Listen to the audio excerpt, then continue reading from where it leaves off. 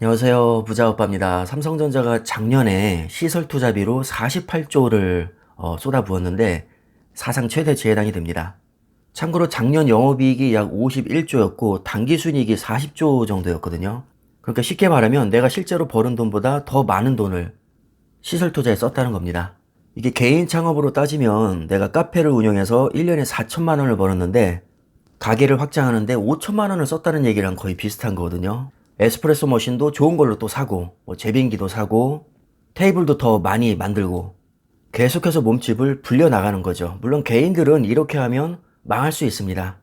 하지만 삼성전자는 지금 현금성 자산만 130조 이상을 들고 있습니다. 그리고 올해 전망치를 보면 영업이익 60조를 돌파할 것이라고 하는데 이것 역시 사상 최대치에 해당이 됩니다. 이게 바로 개인과 삼성전자 같은 세계적인 기업의 차이입니다.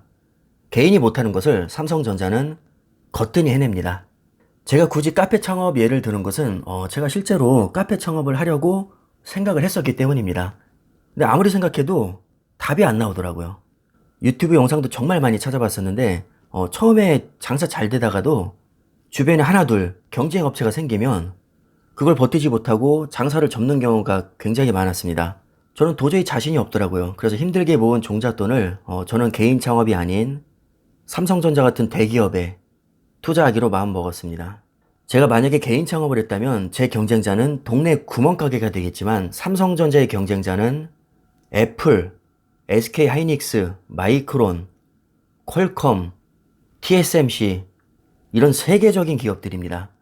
제가 개인 창업으로 성공할 확률이 높을까요? 아니면 삼성전자에 투자해서 성공할 확률이 높을까요? 당연히 후자라고 생각을 합니다. 이 기사 제목을 보자마자 역시 삼성전자에 투자하기를 잘했다는 생각이 들었습니다. 자본주의에서 돈은 절대 거짓말을 하지 않죠. 그 기업의 미래는 돈을 어디에, 얼마를 투자하는지를 보면 알 수 있고요. 어떤 사람이 누구에게 마음에 있는지는 돈을 누구에게 더 많이 쓰는지를 보면 알 수 있습니다. 자, 그럼 삼성전자의 미래를 한번 볼까요? 2021년 시설 투자액이 48조 2천억으로 집계됐는데 지난해 투자 규모는 2020년보다 25% 급증한 것이고요. 반도체 호황기인 43조 4천억을 넘어서는 역대 최대치입니다. 세부적으로 보면 반도체 시설 투자에 43조 5,670억, 디스플레이에 2조 6,133억, 기타 사업에 2조 419억입니다. 48조 중에서 43조를 반도체에 썼다는 얘기는 거의 90%를 몰빵했다는 얘기죠. 지금 GOS랑 해킹 이슈로 갤럭시가 욕을 엄청 많이 먹고 있는데 의외로 주가는 거의 빠지지 않았습니다. 만약에 그 이슈가 메모리 반도체에서 발생한 이슈라면 주가는 엄청나게 폭락했을 겁니다. 삼성전자가 지금 하고 있는 사업이 반도체뿐만 아니라 스마트폰, 가전, 디스플레이, 자동차 전장 사업도 있고요. 5G 통신 장비, 네트워크 쪽도 하고 있고 이미지 센서도 하고 있습니다. 스마트 사이니지 하고 있죠. DDI 하고 있죠.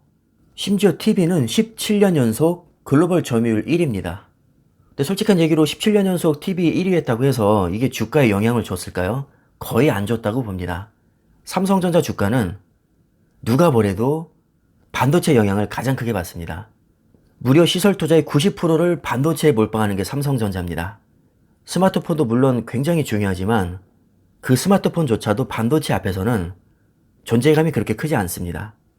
그래서 이번 GOS와 해킹 이슈에도 불구하고 주가에는 크게 영향이 없었던 것으로 저는 생각을 하고 있고 다른 데서 다 죽을 써도 메모리 반도체에서 초대박을 터뜨리면 주가는 충분히 오를 수 있습니다.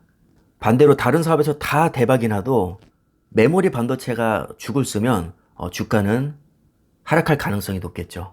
그 정도로 정말 반도체가 중요하고 특히 반도체 중에서도 메모리 반도체가 중요합니다. 자, 그런데 아이러니하게도 이 시설 투자 43조 중에 거의 대부분은 사실 메모리 반도체가 아닌 파운드리에 투자가 됐습니다. 메모리 반도체가 가장 중요하다는 얘기는 현재 시점에서 그렇다는 것이고 향후 메모리 반도체 바통을 이어받을 섹터는 바로 파운드리입니다. 그래서 메모리 반도체로 버는 돈으로 파운드리에 집중 투자를 하고 있습니다. 파운드리는 말 그대로 반도체 공장이기 때문에 진짜 시설비가 어마어마하게 들어갑니다. 장비 한 대 가격만 2천억이 넘고요. 지금 올라가고 있는 P3 라인은 축구장 25개를 이어붙인 크기입니다. 이 P3라인 반도체 한동에만 자그마치 50조가 투자됩니다. 그러니까 앞으로 여러분들이 기사를 보실 때도 뭐 갤럭시 점유율이 아이폰에 밀렸다, 이런 기사를 보시고 그렇게 놀랄 필요가 없습니다. 어차피 지금은 스마트폰으로 돈 많이 못 벌거든요. 점유율은 삼성전자가 1위지만 이익률은 애플이 거의 70% 이상을 다 가져갑니다. 제가 예전 영상에서도 여러 번 말씀드렸는데 삼성전자가 스마트폰으로 가져가는 이익은 전 세계에서 13%밖에 안 됩니다. 75%를 애플이 다 가져갑니다. 삼성전자가 세계 1위라는 것은 대수를 많이 팔아서 1위라는 것이지 이익을 많이 남겨서 1위가 아닙니다. 이것을 시장에서도 잘 알고 있기 때문에 뭐 갤럭시 이슈가 어느 정도 터져도 주가에는 크게 영향이 없는 것이죠. 근데 만약에 반도체 쪽에서 사고가 터졌다? 그건 정말 큰일 날 수 있습니다. 시설 투자뿐만 아니라 연구개발비에도 어마어마하게 돈을 쏟아붓고 있는데 지난해 연구개발비로 쓴 돈이 22조 5,965억, 전년 대비 1조 3,735억이 늘은 금액이고요. 역대 최대치입니다. 시설 투자도 역대 최대, 연구개발비도 역대 최대, 올해 매출 전망치 역대 최대치 300조 돌파, 영업이익 전망치는 60조 돌파로 역시 역대 최대치입니다. 생각해보니까 주가만 역대 최대치가 아니네요. 정말 안타까운 현실인데 주가도 역대 최고치를 분명히 경신할 겁니다. 지금은 상황이 사실 너무 좋지 않죠. 작년에는 핑곗거리가 없었지만 올해는 러시아 우크라이나 전쟁 이슈도 있고 뭐 테이퍼링, 양적 긴축, 금리 인상, 인플레이션, 스태그플레이션, 뭐 러시아의 디폴트, 정말 온갖 악재가 다 몰려오는 바람에 삼성전자뿐만 아니라 세계 증시 자체가 지금 폭락을 하고 있습니다. 그래서 삼성전자만을 탓할 일은 아닌 것 같고 이 불확실성은 때가 되면 결국 해소가 될 겁니다.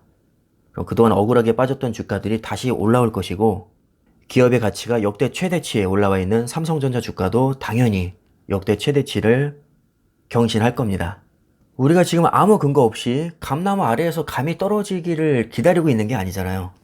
4차 산업혁명의 최대 수혜주는 분명히 반도체고 그 반도체 세계 1위가 삼성전자고 작년 시설 투자액 역대 최대치, 연구개발비 역대 최대치, 올해 매출 전망치 역대 최대치, 올해 영업이익 전망치도 역대 최대치, 다 전문가들이 분석해서 내놓은 자료거나 삼성전자가 공식적으로 내놓은 자료입니다.